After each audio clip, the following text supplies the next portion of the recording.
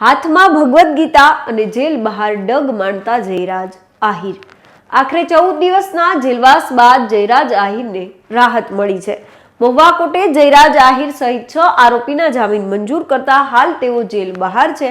ત્યારે ગઈકાલે મહુવા કોર્ટમાં જયરાજ આહિરના વકીલે શું દલીલ કરી હતી અને કઈ શરતોના આધારે જયરાજ આહિરને જામીન મળ્યા છે। નમસ્કાર, આપની સાથે હું મમતા ગઢવી અને જયરાજ આહિરના વકીલે કોર્ટમાં શું કઈ નવા ખુલાસા કર્યા છે તેના વિશે વિગતે વાત કરીએ। વાત ગુજરાતી પર। આજકાલ જયરાજ આહિર ખૂબ ચર્ચામાં છે અને ચર્ચાનું કારણ છે બગદાણા વિવાદ।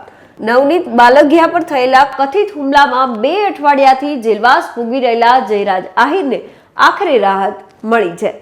ગઈકાલે મહુવાની કોર્ટે બંને પક્ષોની દલીલો અને પોલીસ તપાસના એફિડેવિટના આધારે જયરાજ આહિર સહિત 6 આરોપીના જામીન મંજૂર કર્યા છે, જેથી હાલ તેઓ જેલ બહાર છે। કોર્ટે કેટલીક કડક શરતોના આધારે જામીન આપ્યા હોવાનું કહેવાય છે, જેમાં તપાસમાં સહકાર આપવો અને સાથે પુરાવા સાથે કોઈ પણ પ્રકારની છેડછાડ ન કરવી, આ તમામ શરતોનો સમાવેશ થાય છે, જેથી આ તમામ શરતોનું પાલન જયરાજ આહિરે કરવાનું રહેશે।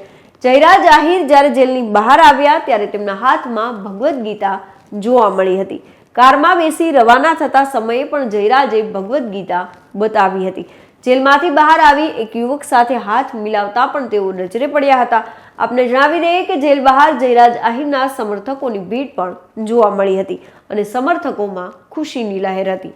બાલગિયા હુમલા કેસમાં જયરાજ આહિર, નાજુ કમાળિયા, કાના ભીખાભાઈ કામળિયા, સંજય બેચરભાઈ ચાવડા, દિનેશ ઉર્ફે દાદુ લોમાભાઈ સોલંકી અને અજય ઉર્ફે મોટો મંજીભાઈ ભાલિયાની તેના વકીલ મારફત જેલ મુક્ત થવા માટે જામીન અરજી પર સુનાવણી હાથ ધરવામાં આવી હતી। બંને પક્ષોના વકીલો દ્વારા લાંબી દલીલો છે તે કરવામાં આવી હતી, જેમાં કોર્ટે આરોપીના જામીન મંજૂર કર્યા હતા। જોકે બીજી તરફ હાલ એસઆઈટી આ કેસમાં વધુ ઊંડાણપૂર્વક તપાસ કરી રહી હોવાનું કહેવાય છે, જેથી કેસના ટ્રાયલ વખતે મજબૂત પુરાવા રજૂ કરી શકાય। આ જ કેસમાં અગાઉ 8 આરોપીની જામીન અરજી મંજૂર કરવામાં આવી હતી। ઉત્તમ બામણિયા, રાજુ દેવાયત ભમ્મર, આતુ ભમ્મર, વિરેન્દ્ર પરમાર, સતીશ વનાળિયા, ભાવેશ શેલાણા, પંકજ મેર, વીરુ શેરડા સહિતના આરોપીઓનો સમાવેશ થાય છે। મહુવા કોર્ટમાં આ મામલે સુનાવણી છે તે હાથ ધરવામાં આવી હતી, તેમાં જામીન પર મુક્ત કરવાનો આદેશ થયો હતો। ત્યારે હવે આ કેસમાં શું કઈ નવા વળાંકો આવશે તેના પર સૌ કોઈની નજર છે। જો આ વિવાદના મૂળ સુધી જઈએ તો બગદાણાના નવનીત બાલગિયા પરના યુવક પર 8 શખ્સે 29 ડિસેમ્બરના રોજ રાત્રિના હુમલો કર્યો હોવાનું કહેવાય છે। ગંભીર રીતે ઘાયલ થયેલા નવનીત બાલગિયા 1 જાન્યુઆરી હીરા સોલંકી સાથેની મુલાકાત બાદ કહ્યું હતું કે મુંબઈના એક કાર્યક્રમમાં માયાભાઈ આહિરે બગદાણા ટ્રસ્ટમાં મેનેજિંગ ટ્રસ્ટી તરીકે યોગેશભાઈ સાગર નામનો ઉલ્લેખ કર્યો હતો, જેથી મેં માયાભાઈ આહિરને ફોન કરીને જાણ કરી હતી કે બગદાણામાં મેનેજિંગ ટ્રસ્ટી તરીકે કોઈ નથી, જેથી માયાભાઈએ કહ્યું હતું કે હું માફી માંગતો વિડીયો મોકલી આપું છું। તેણે વિડીયો મોકલ્યો અને મેં 4-5 મારા મિત્રોને વિડીયો મોકલ્યો હતો। માયાભાઈએ માફી માંગતા તેના પુત્ર જયરાજને લાગી આવ્યું હતું, જેથી તેણે મને ફોન કરી મળવા માટે કહ્યું હતું। મેં માયાભાઈને માફી માંગવા માટે નહોતું કહ્યું, તેણે સામેથી જ મને માફી માંગતો વિડીયો મોકલ્યો હતો। માયાભાઈ આહિરે માફીનો વિડીયો બનાવ્યો એટલે તેના પુત્ર જયરાજે આખું ષડયંત્ર રચ્યું। બાદમાં આરોપીઓની વધુ પૂછપરછ, મોબાઈલ લોકેશન તથા અન્ય ટેકનિકલ ડિટેલ્સને ધ્યાને લેવામાં આવ્યા હતા।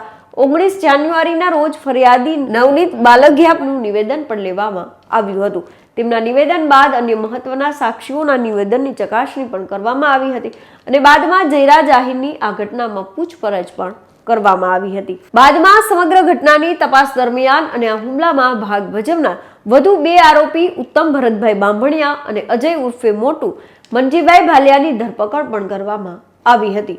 બાદમાં માયાભાઈ આહિરના પુત્ર જયરાજ આહિરને સમન્સ છે તે પાઠવવામાં આવ્યું અને તે એસઆઈટી સમક્ષ હાજર થયા હતા। બાદમાં એસઆઈટી દ્વારા જયરાજ આહિરની 3.5 કલાક લાંબી મેરેથોન પૂછપરછ પણ કરવામાં આવી હતી। નવનીત બાલગિયા હુમલા કેસને લઈને એસઆઈટીને 15 જેટલા પુરાવા આપ્યા હોવાનો દાવો કર્યો હતો।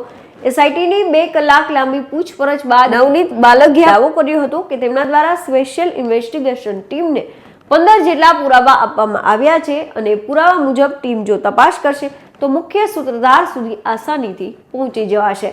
સાથે વધુ એકવાર દાવો કર્યો કે તેમના પર હુમલો છે તે જયરાજ આહિરે કરાવ્યો છે।